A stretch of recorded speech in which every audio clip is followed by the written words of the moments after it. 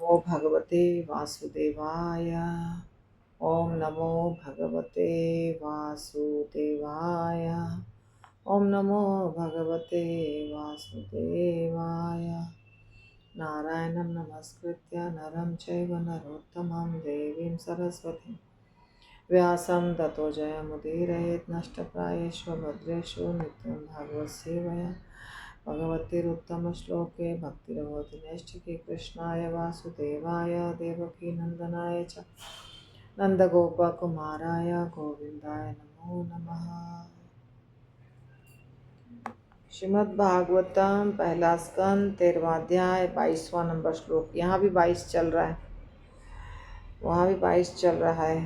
तो इसका परपोर्ट बाकी है, जिसमें हमने देखा कि विदुर जी धृतराष्ट्र को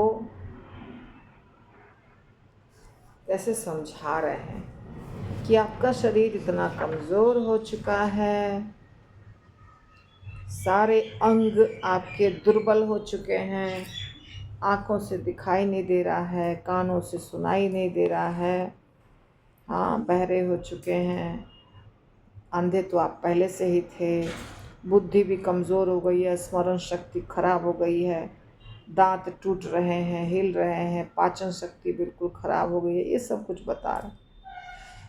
तो 2-4 लाइन तक हमने किया था। उसके आगे महाराज धृतराष्ट्र के शरीर में इंगित किए गए सभी लक्षण अपक्षय के थे, अर्थात मृत्यु के अंतिम आघात के पूर्व शरीर के क्षय होने के लक्षण। जब मृत्यु होती है तो वो अंतिम आघात है, मतलब अब आदमी खत्म, शरीर समाप्त। परंतु शरीर समाप्त होने के पहले कमज़ोर होने लगता है, उसके अंग जो हैं धीरे धीरे, जैसे कोई मशीन भी आप लीजिए, नया खरीद कर लाए हैं, बहुत अच्छा चलता है, फर्स्ट क्लास चलता है, और जब वो 1 साल 2 साल 4 साल बीतता है तो मशीन ख़राब होने लगता है।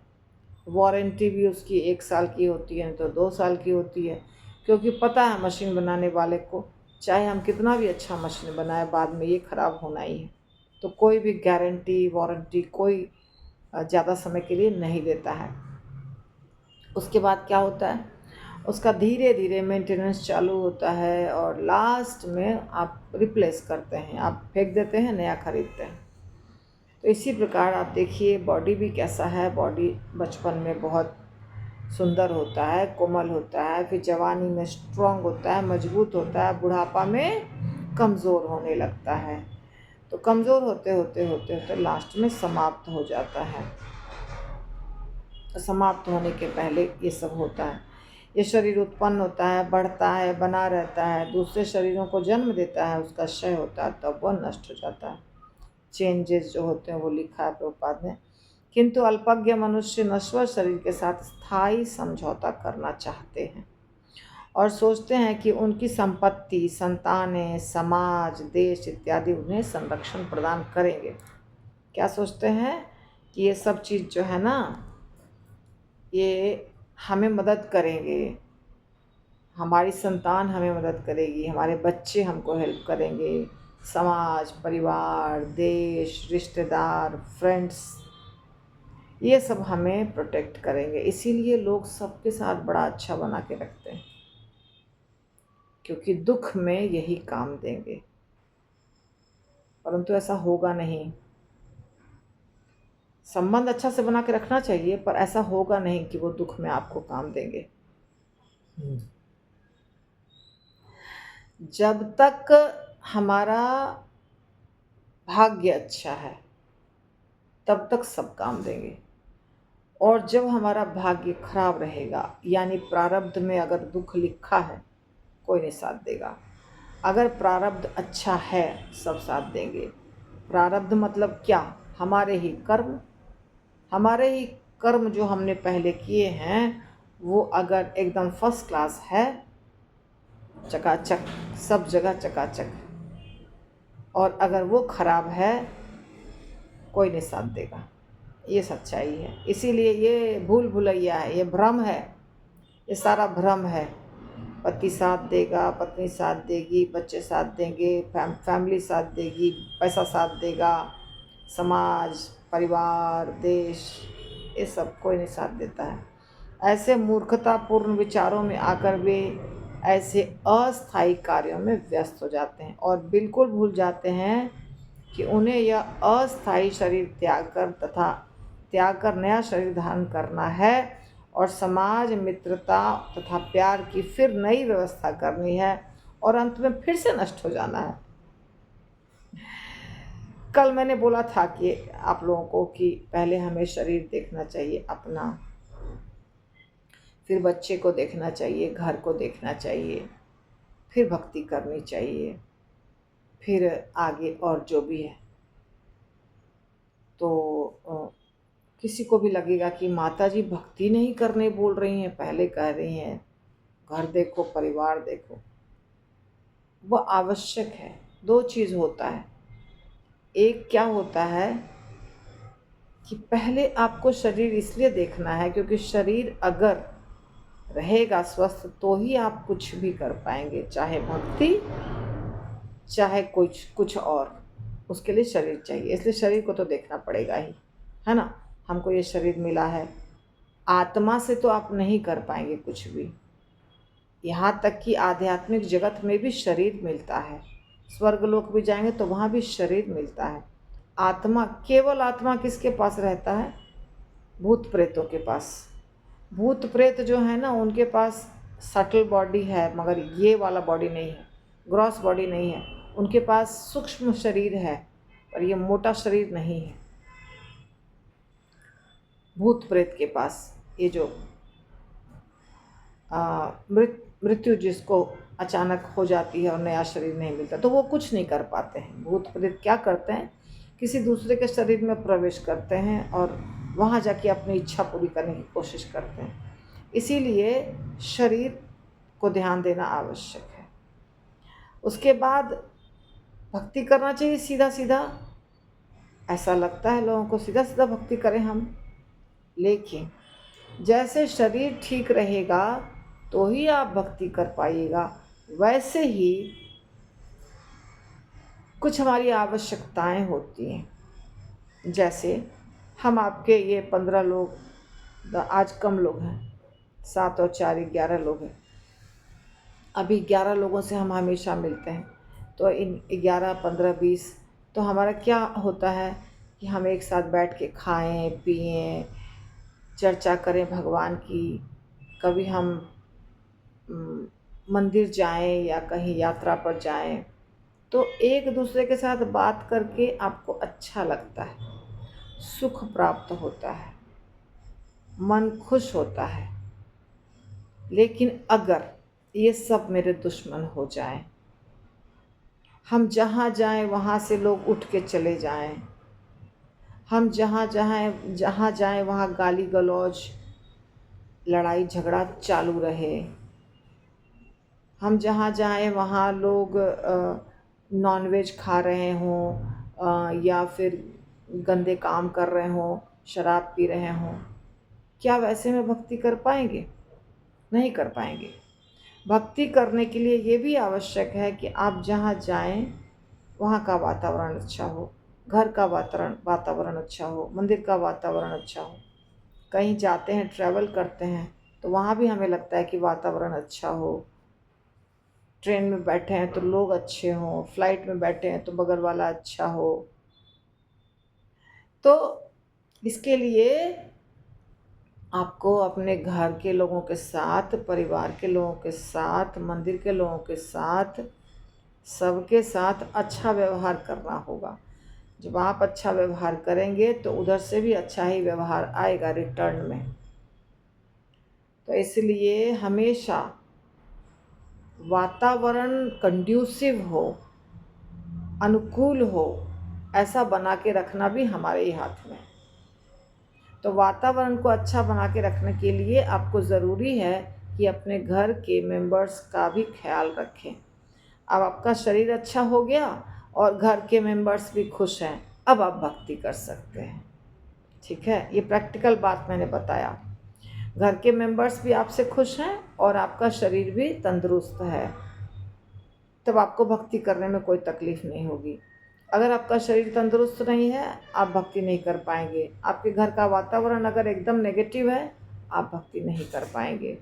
तो ये दोनों को संभालना पहला है, बाद में भक्ति करना, और फिर बाद में आगे जो भी है, आपको जितना ज़्यादा भक्ति करनी है उतना ज़्यादा भक्ति करना है।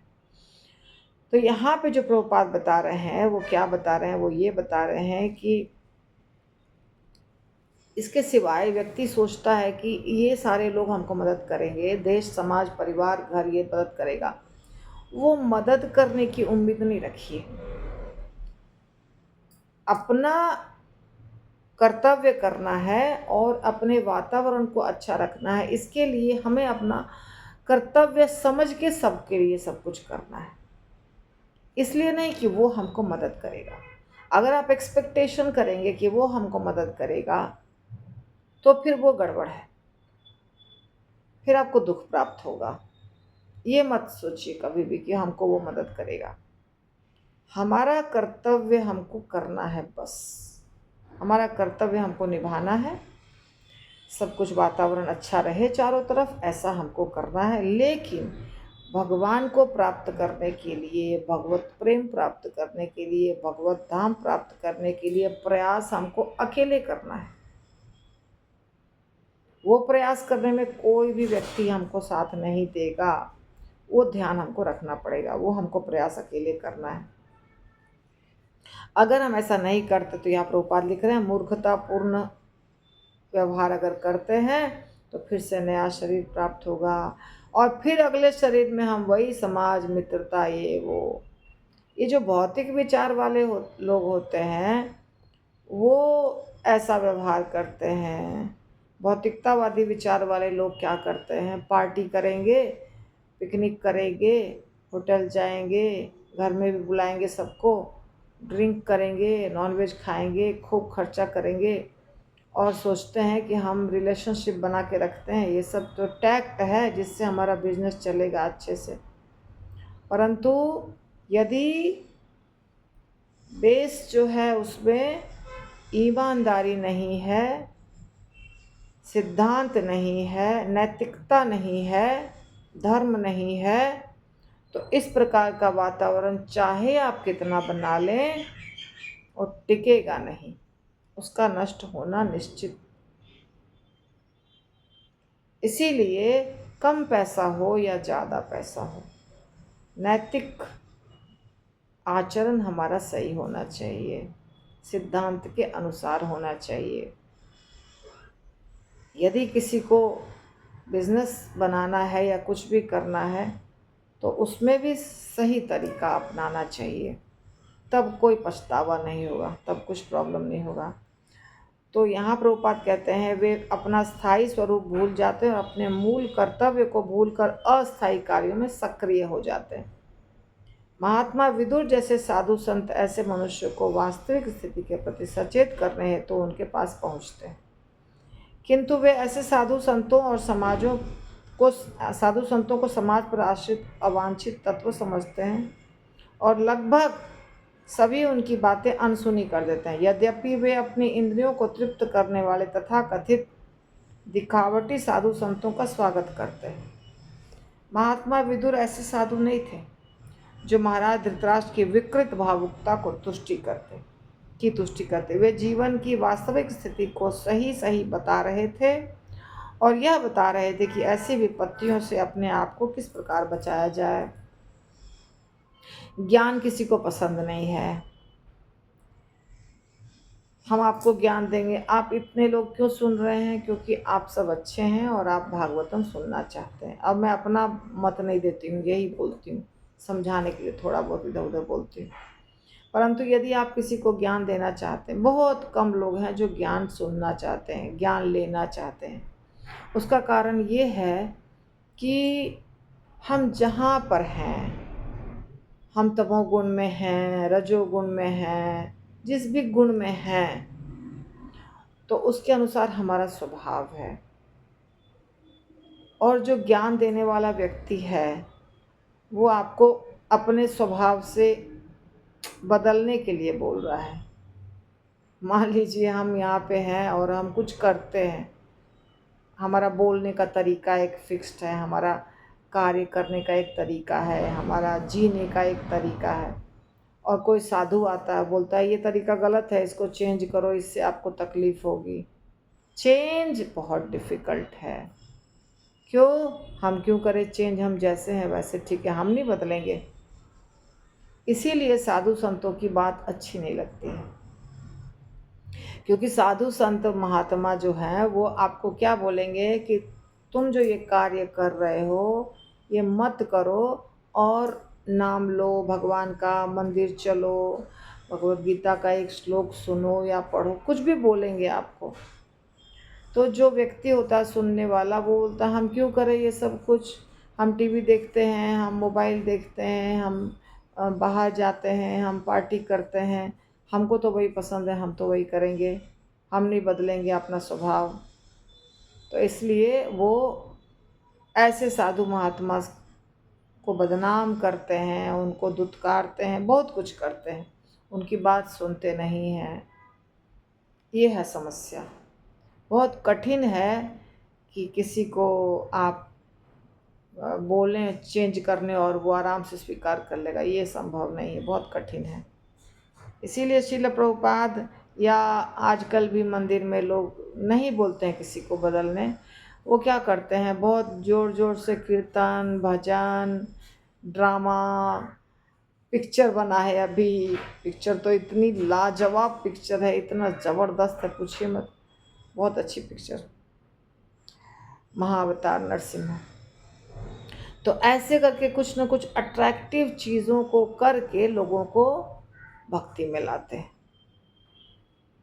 तो ऐसे तरीके से वो जब आते हैं तो उनको पता नहीं चलता है कि हम भक्ति कर रहे हैं। नहीं, हम आएंगे मंदिर, कुछ अभी हमारे भक्तों के बच्चे ना, वो मंदिर किस लिए जाते हैं? ठीक है, दर्शन तो करते हैं, बचपन से किया है तो पता है कि भगवान है, दर्शन दर्शन करना है जा कर के, मगर गोविंदा में खाना है। वो दर्शन से ज़्यादा ध्यान कहाँ रहता है? गोविंदा में जाके हमको खाना है। पहले सब पापा से पैसे लेंगे, 100, 200, 500, 1000, मगर जन्मदिन होता है, कुछ भी होता है, तो वो लोग पार्टी करने के लिए गोविंदा जाते हैं, बैठेंगे घंटों घंटों, ये ऑर्डर दे रहे हैं, वो ऑर्डर दे रहे हैं। तो ये सब जो चीज़ बनाया है इस्कॉन ने, इससे फ़ायदा होता है, एक आदत बनती है मंदिर आने की, दर्शन करने की, तो उसी से भविष्य में तो फ़ायदा होगा ही, ऐसा नहीं कि फ़ायदा नहीं होगा। ऐसे आप किसी को बोलो कि ज़रा कथा में बैठ जाओ, तो नहीं, कथा में तो हम बैठेंगे नहीं। आप कुछ भी करो, कोई महात्मा कथा दे रहे हैं, साधु कथा दे रहे हैं, उसमें बैठने वाले को चेक करिए तो कितने जवान बैठे हैं? सब बूढ़े लोग बैठे रहेंगे, कोई जवान नहीं बैठेगा। क्योंकि हमारा जो स्वभाव है उसको हम बदलना नहीं चाहते। तो जब तक अंदर से नहीं मन करेगा कि हम कुछ सुने भगवान का, तब तक कैसे सुनेंगे? धृतराष्ट्र भी बदलना नहीं चाहता था, पर विदुर जी बहुत कृपालु हैं। विदुर जी इनको बदलने के लिए बहुत कुछ करेंगे। मैं एक श्लोक पढ़ती हूँ, मुझे बहुत मन है कि एक श्लोक कर लें। अहो महीयसी जंतो जीविताशा यथा भवान भीमापवर्जितं पिंडम आदत्ते गृहपालवत्। अहो ओह महीयसी, शक्तिमान, जंतो जीवों की, जीवित आशा, जीवन की उम्मीद, यथा जिस तरह भगवान आप हैं, भीमसेन युधिष्ठिर के भाई, अपवर्जितम झूठा, पिंडम भोजन, आदत्ते खाया गया, गृहपालवत घरेलू कुत्ते के समान। ओ प्राणी में जीवित रहने की इच्छा कितनी प्रबल होती है, निश्चय ही आप एक घरेलू कुत्ते के जैसे रह रहे हैं और भीम द्वारा दी गई जूठन को खा रहे हैं। फाइनली विदुर जी धृतराष्ट्र को कुत्ता बोलकर संबोधित कर रहे हैं। आप एक कुत्ते के समान हैं। कुत्ते को जैसे रोटी दे दिया जाता और कुत्ता दुम हिलाता है आकर के, तो रोज रोज चला आता है रोटी लेने के लिए, तो वैसे ही कह रहे हैं इतना सब कुछ हो गया, सबके सब मारे गए आपके बच्चे, और फिर भी आप इस घर में रह रहे हैं। भीम के द्वारा दिया गया जूठन खाने के लिए आप रह रहे हैं। आप एक घरेलू कुत्ते के समान हैं। ऐसे दुत्कार रहे हैं विदुर जी, सोच रहे हैं कि इसको नहीं बोलेंगे तो अभी भी नहीं निकलेगा, ये अभी भी ये घर से नहीं निकलेगा, इसको जरूरी है डांटना। तो इस प्रकार आज का यही क्लास समाप्त होता है। श्रील प्रभुपाद की जय, ग्रंथराज श्रीमद् भागवतम की जय।